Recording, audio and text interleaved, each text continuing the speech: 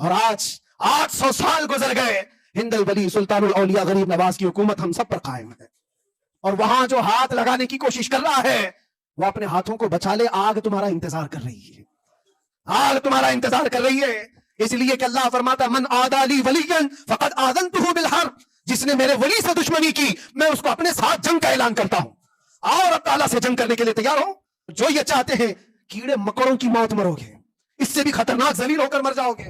فاعوذ باللہ من الشیطان الرجیم بسم اللہ الرحمن الرحیم ومن اظلم ممن منع مساجد اللہ ان یذکر فیہا اسمہ وسعی فی خرابها صدق اللہ مولانا العظیم۔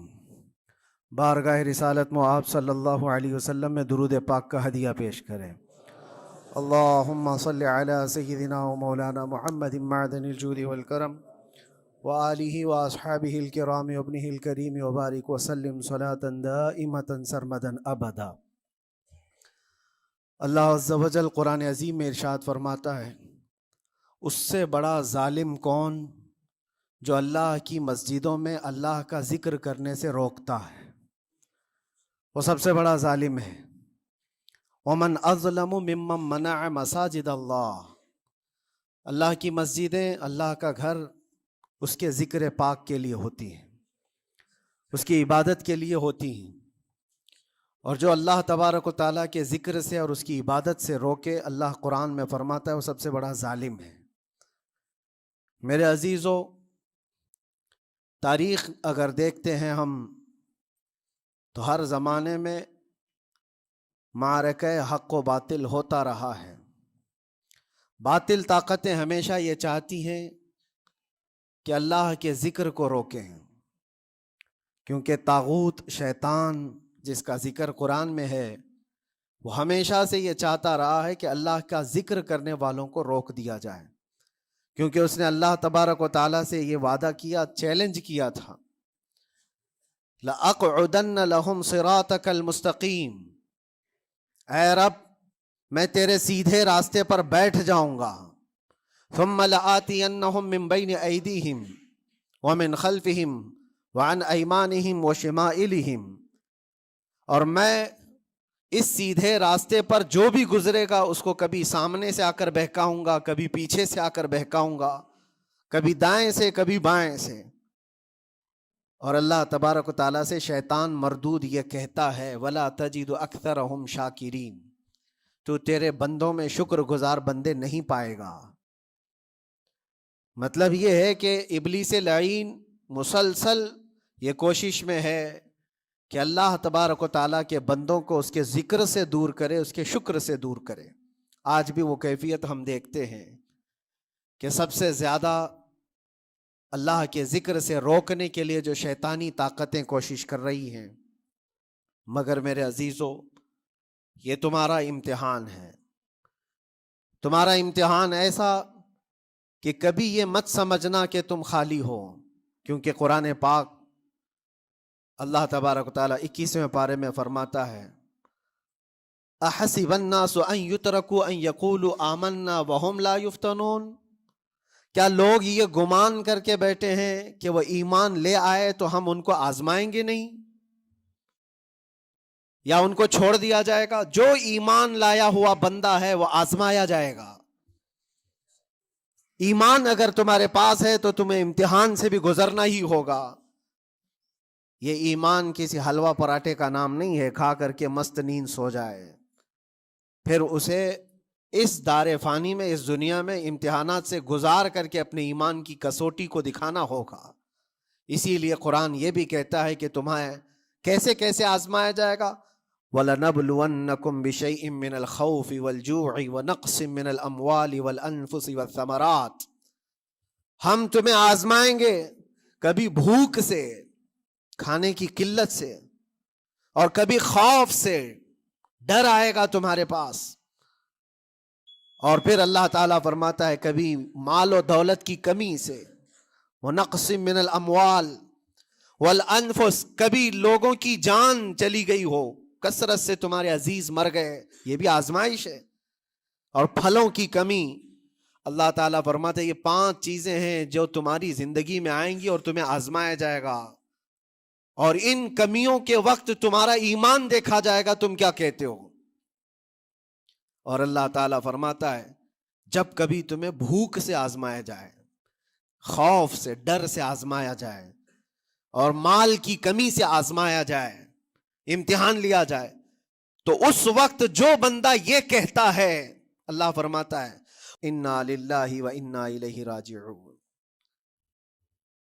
اللہ تعالیٰ فرماتا ہے ان لوگوں کو یہ بشارت ہے، ان صبر کرنے والوں کو یہ بشارت ہے کہ جب ان پر مصیبت آتی ہے تو یہ کہتے ہیں ہم اللہ ہی کے ہیں اور اللہ ہی کی طرف لوٹنے والے ہیں۔ یہ مصیبت کے وقت یہ جو 5 چیزوں سے آزمایا گیا ہے، ان آزمائش کے دور پر جو بندہ اللہ تبارک و تعالیٰ کی اس عطا پر راضی رہتا ہے وہ صبر کے ساتھ نکل گیا ہے۔ آج کے دور میں بھی میرے عزیزو بے شمار جانیں ہماری درمیان سے جا رہی ہیں۔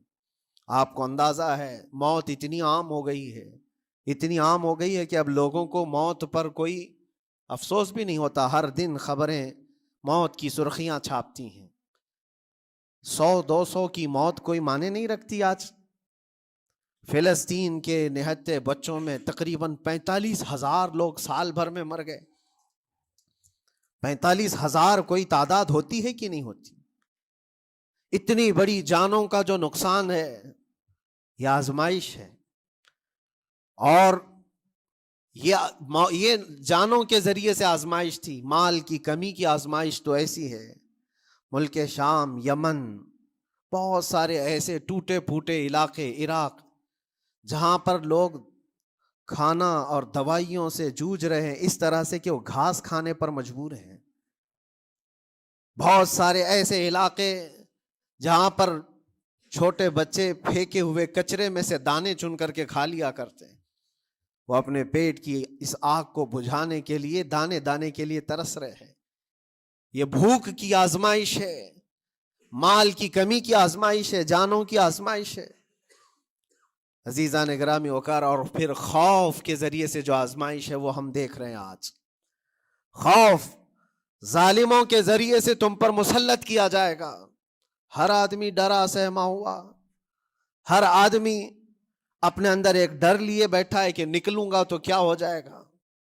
ان سب کے درمیان اللہ کی بارگاہ میں سجدہ ریز ہونے کا نام ایمان ہے۔ سب حالات ہوں گے اس طرح سے، اور انہی حالات کے درمیان جو بندہ اپنا سر جھکاتا ہے مولا کریم کی بارگاہ میں وہ ایمان والا ہے۔ آؤ اگر ایمان کی کمال کی مثال دیکھنا ہے تو کربلا کے میدان میں کون کون سی آزمائشیں تھی۔ بھوک کی بھی آزمائش ہے، پیاس کی بھی آزمائش ہے، جان کی بھی آزمائش ہے، خوف کی بھی آزمائش ہے۔ سب چیزیں ایک ساتھ کربلا کے میدان میں آئی۔ رسول اللہ کے گھرانے پر، اہل بیت پر وہ کیسا عظیم امتحان تھا جب وہ 72 لوگوں کا 82 لوگوں کا قافلہ بھوک اور پیاس سے جوجھ رہا ہو، 3 دن سے ان کے اوپر کھانا اور پانی بند ہو، اور ان شہزادوں کے ایمان میں ذرا برابر بھی فرق نہیں آتا، نہ ان کے ایمان میں، نہ حوصلے میں، نہ ہمت میں فرق آتا ہے۔ 3 دن کے بھوکے اور پیاسے باطل سے نپٹنے کے لیے کس طرح سے کمر بستہ ہے۔ یہاں تک کہ بھوک کی شدت ایسی تھی، کلیجہ منہ کو آئے، 6 ماہ کا بچہ بھی روتے روتے زبان جس کی سوکھ گئی ہو، وہ ماں جو بچے کو دودھ پلاتی ہے اس کے سینے سوکھ چکے ہوں، دودھ ختم ہو چکا ہو ماں کے پستانوں میں، کیسی قلت ہوگی۔ پانی کا ایک قطرہ ان کے گھر تک نہیں پہنچ پاتا، ماں اپنے بچے کو دودھ نہیں پلا سکتی تھی۔ اس سے زیادہ کیا آزمائش تھی یہ بھوک اور پیاس کی آزمائش۔ پھر جانوں کی آزمائش تو ایسی، اللہ اکبر، 56 سال کی عمر کا وہ شہزادہ عالی وقار، سیدہ کائنات فاطمۃ الزہرا کا نور نظر، امام عالی مقام سید الشہداء امام حسین رضی اللہ تعالیٰ عنہ، جب میدان کربلا میں لاشوں کو اٹھاتے تھے، کتنی لاشیں اٹھائی، کبھی بیٹے کی، کبھی بھتیجے کی، کبھی بھانجے کی، کبھی بھائیوں کی، کبھی عزیزوں کی۔ میاں ہم اپنے گھر سے نکلنے والے ایک جنازے کو اٹھاتے ہیں تو 8 دن تک ہمارے اندر سے ہوش نکل جائے.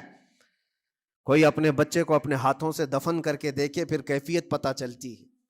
امام حسین نے ایک نہیں اپنے لاڈلوں کی لاشیں اس طرح سمیٹی ہیں. ان کے جوان بیٹے علی اکبر کو جب شہید کر کے گھوڑے دوڑائے گئے تھے جسم کے اوپر سے, ٹکڑے الگ ہو چکے تھے, اس کو سمیٹتے ہوئے کون بیٹھا ہے؟ رسول اللہ کا نواسا. اور 6 ماہ کے بچے کو ہاتھ کے اندر ظالموں نے تیر سے ایسا مارا تھا کہ حلقوم پہ چلا گیا ہو. اور 6 ماہ کے علی اصغر کا خون جب امام حسین کے چہرے پر اچھل جاتا ہو, کسی باپ کے ہاتھ میں بیٹا وفات کر جائے اور پھر وہ لے کر کے خیمے میں آئے اور ادھر سے بلکتی ہوئی ماؤں کو اور بہنوں کو بھی دیکھے, ان میں بھی صبر کی تلقین دے. کبھی کبھار میں سوچتا ہوں اللہ یہ کیسے امتحانات سے گزرا تھا فاطمہ کا لال, کیسے امتحانات سے. بھوک اور پیاس کی شدت الگ, یہ جانوں کی شدت, جانوں کے جانے کا غم الگ, عزیزوں کی لاشوں کو اٹھانے کا بوجھ الگ. پھر اس پر 22,000 کا لشکر جرار سامنے, اس کا خوف لوگوں کے اوپر ڈالا جا رہا ہے. عزیزان گرامی وقار, یہ سب چیزیں کیا امام حسین کے قدموں کو ڈگمگا گئیں؟ کیا ان کے خاندان والوں کو بکنے پر مجبور کر دی؟ کیا انہوں نے سمجھوتے کر کے اپنا سب کچھ بیچ ڈالا؟ ایک خیمے کا بچہ بھی, خیمے کا ایک بچہ بھی امام حسین کا نکل کر کے آیا ہو تو مجھے تاریخ بتا دو. بلکہ تاریخ تو آج یہ کہتی ہے سر داد نہ داد دست در دست یزید حقا کے بنا لا الہ است حسین. سر دے دیا مگر ہاتھ یزید کے ہاتھ میں نہیں دیا. حق تو یہ ہے کہ لا الہ کی جڑ کا نام حسین ہے. آج وہ امتحان قیامت تک کی تمہارے ساتھ ہوتا رہے گا, قیامت تک تمہارے ساتھ یہ آزمائش ہوتی رہے گی. کبھی بھوک سے, کبھی ڈر سے, کبھی جانوں کے نقصان سے, لیکن پھر تمہیں دیکھا جائے گا تم بکتے کتنے ہو, نکلتے کتنے ہو, ہواؤں کے پجاری کتنے ہیں, خواہشات نفس کو ماننے والے کتنے ہیں, اپنے کمفرٹ زون میں جینے کے لیے ایمان کا سودا کرنے والے لوگ کتنے ہیں. یہ آزمائش ہوتی رہے گی میرے عزیزوں. ایمان اس کا نام نہیں ہے کہ تم گھر میں آرام سے بیٹھے رہو گے اور کوئی امتحان نہیں ہوگا. امتحان تو ہوگا, آزمائش تو ہوگی.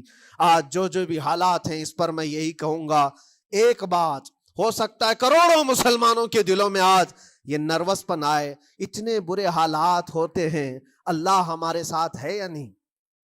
اللہ ہمارے ساتھ ہے یا نہیں؟ ایمان ہمارا صحیح ہے یا نہیں؟ اسلام صحیح ہے یا نہیں؟ یہ شک بھی شیطان تمہارے دل میں ڈالتا ہے. کبھی تمہارے اوپر مصیبتوں کے پہاڑ ٹوٹ جائیں تو شک ڈالتا ہے شیطان تاکہ تمہارا ایمان ڈگمگا جائے. میرے عزیزو, مسلمان ہونے کا مطلب یہ نہیں ہے کہ تم صرف محلات میں جیو گے اور تخت و تاج کے مالک ہی رہو گے, ایسا نہیں ہے. ایمان والوں کو احد میں 70 جانیں بھی دینی پڑی ہے. بدر میں ان کے ساتھ جو معاملات ہوئے ہیں, فتح اگرچہ بدر میں ہوئی لیکن جنگ احد کا اگر منظر دیکھو گے, اللہ اکبر. وہ رسول پاک صلی اللہ تعالی علیہ وسلم کے شہدائی صحابہ جب احد کے میدان میں کھڑے تھے, 70 صحابہ کی ایسے جانیں گئی ہیں, اگر میں تفصیل بتاؤں تو بہت لمبا وقت ہوگا. ایک صحابی ہیں حضرت انس بن نزیر, پورے جسم میں ایک انگلی کے علاوہ کچھ نہیں ملا, کچھ نہیں ملا. شہادت کی ایک انگلی سے ان کو پہچانا گیا. حضرت سعد بن ربیع, یہ ایسے صحابی ہیں جن کا پیٹ پورا پھاڑ دیا گیا تھا اور 12 نیزے مارے گئے تھے. وہ سید الشہداء امیر حمزہ بھی تو اسی احد کے میدان میں شہید ہوئے, جن کو بھالے سے مارا گیا اور چیر کر کے ان کا کلیجہ چبایا گیا تھا. عبداللہ بن جہش اسی میدان میں انتقال کیے ہیں, جن کے جسم کے 80 ٹکڑے کر دیے گئے تھے اور ہر ٹکڑے کا ہار بنا کر ظالموں نے پہنا تھا, ہار بنا لیا تھا جسموں کے. یہ سارے منظر احد کے میدان میں ہوئے. اور کون سے ایمان والے؟ وہ رسول اللہ کی اقتداء میں نماز پڑھنے والے, حضور پاک کے چہرے انور کو دیکھنے والے. جب ان کے ساتھ یہ آزمائشیں ہو سکتی ہیں تو ہم کون سی گاجر مولی ہیں؟ ہمارے ساتھ بھی آزمائشیں ہوں گی. جس کا جیسا ایمان ہوگا ویسا وہ امتحان بھی دے گا, اسی امتحان سے وہ گزارا جائے گا. مگر میں آج کروڑوں مسلمانوں کے دلوں کے بارے میں یہ بات کہنا چاہتا ہوں کہ اگر نروس پن ہے کہ یہ حالات ایسے کیوں ہیں, حالات ہر زمانے میں ہوتے رہیں گے. ستیزہ کار رہا ہے ازل سے تا امروز، شرار ابو لہبی سے چراغ مصطفی ہماری تاریخ ہے، یہ تاریخ ہے میرے عزیزو۔ اللہ تعالیٰ قرآن میں فرماتا ہے تِلْكَ الْأَيَّامُ نُدَاوِلُهَا بَيْنَ النَّاسِ، یہ دن ہیں جو ہم لوگوں کے درمیان پلٹتے رہتے ہیں، کبھی تم بادشاہ بنو گے کبھی فقیر بن جاؤ گے، اور آج جو تخت پر ہیں ہو سکتا ہے وہ کل ڈگر ڈگر گھوم رہے ہوں، آج جن کو طاقت کا نشہ ہے ہو سکتا ہے وہ بھیک مانگنے پر بھی مجبور ہو جائے۔ لیکن ایک بات یاد رکھنا، نروس پن اپنے دل میں آنے نہ پائے، ان حالات سے دیکھ کر کے گھبرا نہ جانا، ایمان تمہارا سچا ہے، اللہ کل بھی تمہارے ساتھ، آج بھی تمہارے ساتھ، بس تمہاری عبادت میں فرق آنے نہ پائے، تمہارے سجدوں میں کمی ہونے نہ پائے، تمہارے ایمان میں تزلزل آنے نہ پائے۔ اللہ ایک ہے تو ایک ہے، اللہ سچا ہے تو سچا ہے، میں نے اللہ کو نہیں دیکھا لیکن اللہ پر ایمان ضرور ہے، یہ یقین اور یہ عقیدہ تمہارا مضبوط رہے۔ ہاں ہمیں معلوم ہے، کچھ لوگ ہم سے پوچھتے بھی ہیں، اللہ تبارک و تعالیٰ پوری کائنات کا مالک جس نے ہر چیز پیدا کیا اور اس کی عبادت کرنے والے ہو آپ، لیکن پھر اسی اللہ رب العزت کی یہ مسجدیں کیوں ڈھائی گئی، کیوں مسجدوں کو ختم کیا جا رہا ہے؟ اللہ کے ذکر کو روکنے کے لیے طاقتیں پوری مسجدوں کو ڈھانے کی کیوں بات کرتی ہیں، پھر اللہ کچھ کیوں نہیں فرماتا؟ میرے عزیزو، یہ کائنات ہے جس کو اللہ نے اسباب پر بنا کر بھیجا ہے اور تمہیں عمل کے لیے بھیجا گیا ہے، تمہارا عمل دیکھنا ہے، تم کتنے پابند ہو، تم کتنے اپنی حفاظت کرتے ہو، تمہارے ایمان کی، تمہاری عبادتوں کی، تمہاری مسجدوں کی۔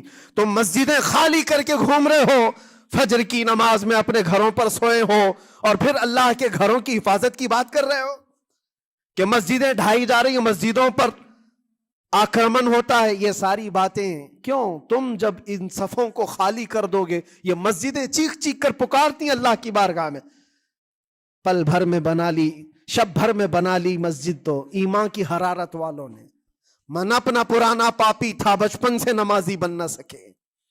مسجدیں بڑی بڑی شاندار بنا لینا اور اس کو آباد نہ کرنا، یہ بھی تو ظلم ہے۔ آپ ان مسجدوں کی حفاظت کی جو بات کر رہے ہیں، ان مسجدوں کی حفاظت صرف کمیٹیاں بنانے سے نہیں ہوتی، نمازوں سے ہوتی ہے، اس کے اندر تلاوت قرآن سے ہوتی ہے۔ عزیزان گرامی، اور پھر یہ بات ان ظالموں کے لیے کہ اگر وہ ہاتھ لگا کر مسجدوں کو اٹھاڑنا، پھینکنا، اس کو اپنی طاقت کا ذریعہ سمجھتے ہیں تو سمجھ لو تھوڑے دن کی بات ہے۔ اگر اسی کا نام طاقت ہے کہ عبادت گاہوں کو مسمار کر کے طاقت کے تخت کو بٹھایا جائے، تو یاد رکھنا بڑھتے بڑھتے بڑھتے تمہارا نشہ کہیں تمہیں فرعون نہ بنا دے، اور اگر فرعون بن گئے تو انتظار کرو، اللہ تعالیٰ بڑے بڑے فرعونوں کو صرف پانی سے ہلاک کرتا ہے، بہت بڑے بڑے نمرودوں کو اللہ تعالیٰ مچھر سے ہلاک کرتا ہے۔ وہ ابرہہ بھی تو آیا تھا جو کعبہ ڈھانے کے لیے آیا تھا، ہاتھیوں کا لشکر لے کر آیا تھا، جس کا ذکر قرآن پاک میں الم تر کیف فعل ربک باصحاب الفیل، اے محبوب کیا آپ نے نہیں دیکھا ہاتھی والوں کے ساتھ اللہ نے کیا معاملہ کیا؟ پورا ہاتھیوں کی فوج لے کر آیا تھا کعبے کو ڈھانے کے لیے۔ ہوا کیا؟ کعبہ کو ڈھانے کے لیے اتنی خطرناک فوج تھی اور مکہ والوں میں لڑنے کی اتنی طاقت نہیں تھی۔ اللہ کریم نے ابابیل چڑیوں کی ایک فوج کو بھیجا، ہاتھی کہاں اور چڑیا کہاں؟ کوئی مقابلہ ہوتا ہے؟